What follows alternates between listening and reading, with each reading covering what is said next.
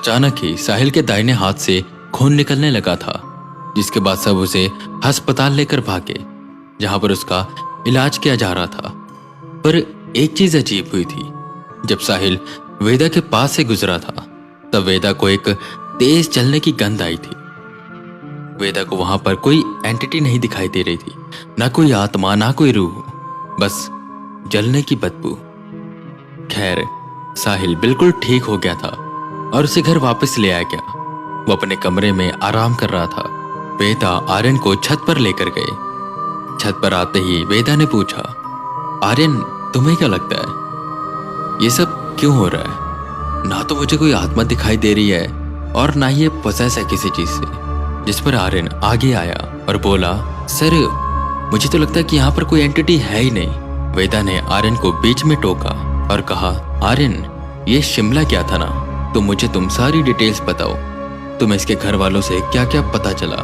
जिस पर आर्यन ने बताना शुरू किया, सर, बात ऐसी है कि एक हफ्ते पहले इनके कॉलेज की छुट्टियां पड़ी थी, तो इसने अपने 3 दोस्त रॉकी, रमन और सनी के साथ शिमला जाने का प्लान बनाया और ये रॉकी की कार से निकल गई। रॉकी को ही सिर्फ कार चलानी आती थी और सिर्फ उसके पास ही लाइसेंस था। ये लोग दिन के वक्त निकले थे और पहुंचते पहुंचते रात हो गई। पर ना जाने उस रात में ऐसा क्या हुआ जो कोई बता ही नहीं रहा। इवन साहिल के मम्मी पापा तक को नहीं पता। बस अचानक से सनी का कॉल आया कि साहिल की तबीयत खराब हो रही है और इसे उल्टी आ रही हैं, तो वो सब उसे घर वापस ले आए। पर जब से वो घर वापस आया तो अजीब अजीब सी हरकतें करने लगा। जैसे भी कल की बात है, वो खाना खाने बैठा था और बिल्कुल आराम से खा रहा था कि एकदम से उसने थाली उठाकर फेंक दी और जोर से चिल्लाने लगा कि उसमें कीड़े हैं, कीड़े हैं। कभी कभी पानी पीते हुए ग्लास फेंक देता है कि उस पानी में पानी की जगह खून है।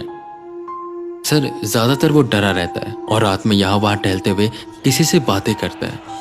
कल रात को तो मैंने खुद सुनी थी इसकी बातें। वेदा आर्यन की बात को सुनते हैं और अपना दिमाग लगाते हुए कुछ थ्योरी सामने रखते हैं।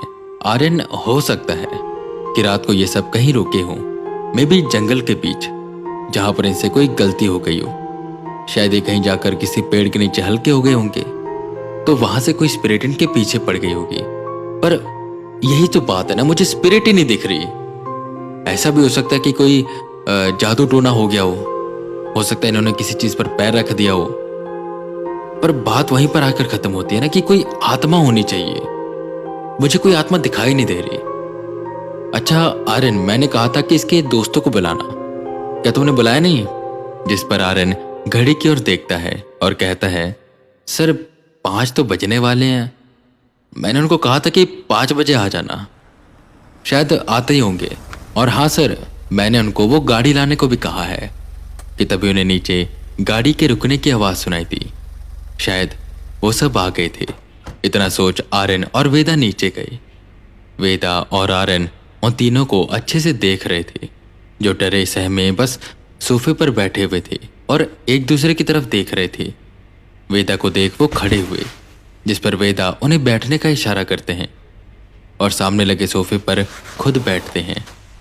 उन्होंने उनसे पूछताछ शुरू करी। हाँ तो बच्चों, मेरा नाम है वेदा और ये है आर्यन, जिसने तुम सबको कॉल करके यहाँ पर बुलाया है।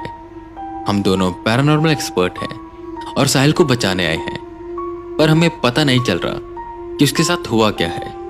क्या तुम सब मुझे सच सच बता सकते हो कि आखिर वहां पर क्या हुआ था? और क्या तुम सबसे कोई गलती हुई है? जिस पर सनी डरते डरते बोलता है, सर, हम आपको सच ही बता रहे हैं। हम सब शिमला जा रहे थे। रात के 11:30 बज गए थे। हमने होटल में चेकिंग किया और तब से सर साहिल को उल्टी आने लग गई और उसे बहुत अनईजी फील हो रहा था।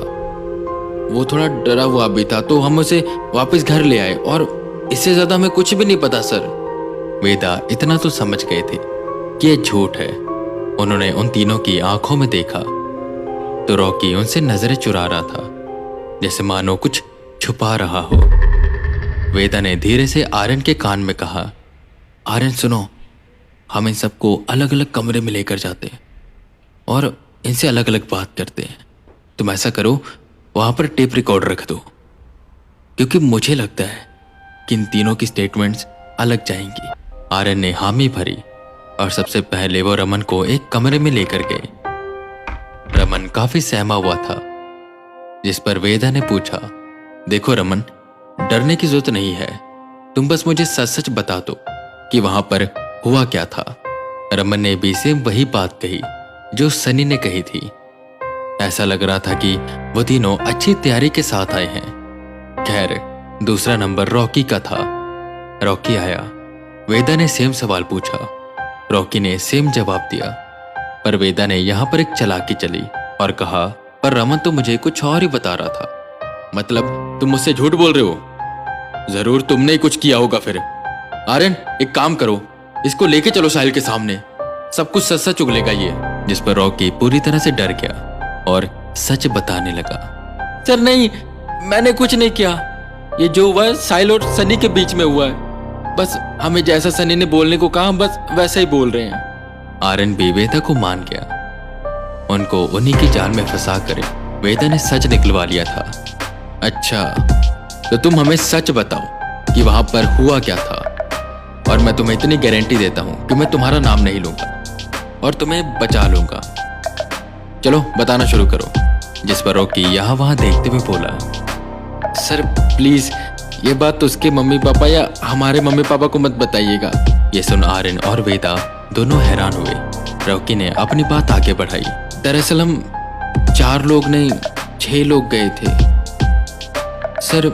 मैं, रमन, साहिल और साहिल की गर्लफ्रेंड नेहा और उसकी फ्रेंड तनीषा और एक ड्राइवर भी था जो कार ड्राइव कर रहा था। सर वैसे तो मैं कार ड्राइव कर लेता हूँ, पर 6 सीटर कार में से ड्राइव होती नहीं अच्छे से, इसलिए हम ड्राइवर साथ में लेकर गए थे। और फिर सर ऐसा हुआ। धीरे धीरे कर रॉकी वेदा और आर्यन को सारी सच्चाई से रूबरू करवाता है।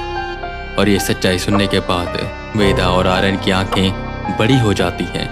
वो जब इस केस की शुरुआत कर रहे थे तब उन्हें लग रहा था कि कोई आत्मारू या कुछ और होगा, पर जो यहाँ पर हुआ था वो उनकी सोच से भी परे था।